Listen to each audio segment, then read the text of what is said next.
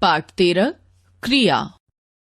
प्रदीप पुस्तक पढ़ रहा है, हिरन दौड़ रहा है, मोहित खाना खा रहा है, अरुणा गीत गा रही है।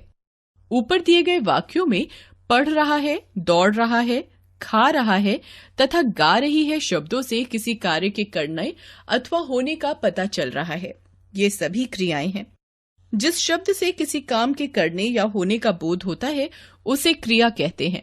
धातु क्रिया का मूल रूप धातु कहलाता है, जैसे लिख, पढ़, हंस, गा, खा, उड़, जा, नहा, पी, चल आदि। इन्हीं धातु रूपों से विभिन्न क्रिया रूप बनते हैं। धातु क्रिया रूप: हंस, हंसना, हंसता, हंसती, हंस रहा, हंसेगा, हंसा। कूद, कूदना, कूदती, कूद रहा, कूदेगा, कूदा। नहा, नहाना, नहाता, नहाती, नहा रहा, नहाएगा, नहाया। पढ़, पढ़ना, पढ़ता, पढ़ती, पढ़ रहा, पढ़ेगा, पढ़ा। खा, खाना, खाता, खाती, खा रहा, खाएगा, खाया। गा, गाना, गाता, गाती, गा रहा, गाएगा, गाया। बजा, बजाना, बजाता, बजाती, बजा रहा, बजाएगा, बजाया। पकड़, पकड़ना, पकड़ता, पकड़ती, पकड़ रहा, पकड़ेगा, पकड़ा। तोड़, तोड़ना, तोड़ता, तोड़ती, तोड़ रहा, तोड़ेगा, तोड़ा। निकल, निकलना, निकलता, निकलती, निकल रहा, निकलेगा, निकला। क्रिया के भेद: कर्म के आधार पर क्रिया के दो भेद। कर्म के आधार पर क्रिया के दो भेद होते हैं: सकर्मक क्रिया, अकर्मक क्रिया। सकर्मक क्रिया: जिस क्रिया का फल कर्म पर पड़े वह सकर्मक क्रिया कहलाती है। इन क्रियाओं में कर्म का होना आवश्यक है। ऐसी क्रियाओं के साथ किसे, क्या, किसको लगाने से मिलने वाला उत्तर कर्म होता है। संजय किताब पढ़ रहा है। क्रिया पढ़ना, कर्म किताब। मयंक बांसुरी बजाता है। क्रिया बजाता है, कर्म बांसुरी।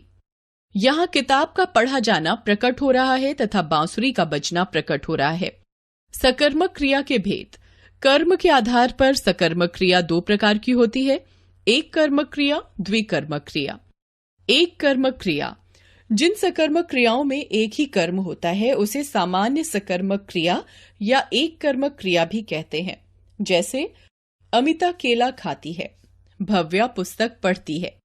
द्विकर्मक क्रिया: जिन सकर्मक क्रियाओं के दो कर्म होते हैं उन्हें द्विकर्मक क्रिया भी कहते हैं। जैसे माँ बच्चे को दूध पिलाती है, राम ने मुझे किताब दी।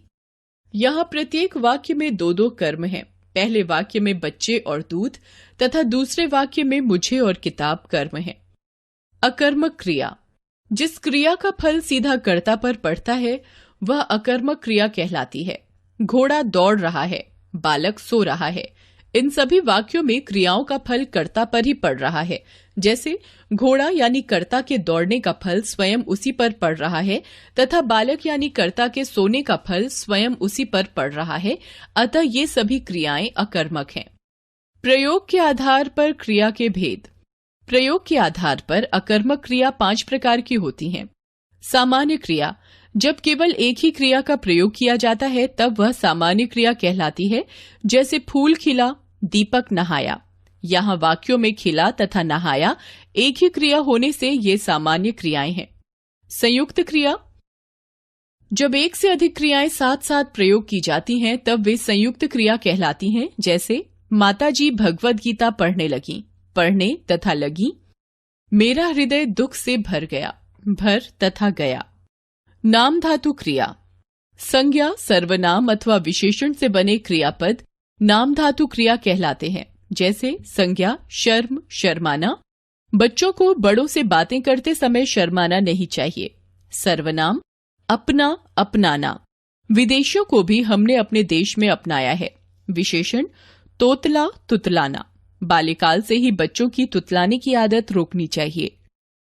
प्रेरणार्थक क्रिया: जिस क्रिया से यह प्रकट हो कि कर्ता स्वयं कार्य न करके किसी अन्य को उस कार्य के लिए प्रेरित कर रहा है वह प्रेरणार्थक क्रिया कहलाती है।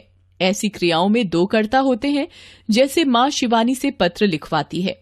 प्रेरक कर्ता, प्रेरणा देने वाला कर्ता। प्रेरित कर्ता, प्रेरणा ग्रहण करने वाला कर्ता। यहाँ माँ प्रेरककर्ता स्वयं पत्र न लिखकर शिवानी प्रेरितकर्ता से पत्र यानी कार्य लिखवाती है। अतः यहाँ लिखवाती प्रेरणार्थक क्रिया है। पूर्वकालिक क्रिया, जो क्रिया मुख्य क्रिया के होने के पूर्व ही पूर्ण हो जाए वह पूर्वकालिक क्रिया कहलाती है। जैसे चुन्नू दूध पीकर सो गया, अंशिका पुस्तक पढ़कर जाएगी। आपने सीखा, क्रिया से काम के होने या करने का पता चलता है। क्रिया का मूल रूप धातु होता है जिससे विभिन्न क्रिया रूप बनते हैं। क्रिया के दो भेद होते हैं, सकर्मक क्रिया और अकर्मक क्रिया। सकर्मक क्रिया दो प्रकार की होती है, एक कर्मक क्रिया और द्विकर्मक क्रिया। प्रयोग के आधार पर अकर्मक क्रिया 5 प्रकार की होती है: सामान्य क्रिया, संयुक्त क्रिया, नाम धातु क्रिया, प्रेरणार्थक क्रिया, पूर्वकालिक क्रिया।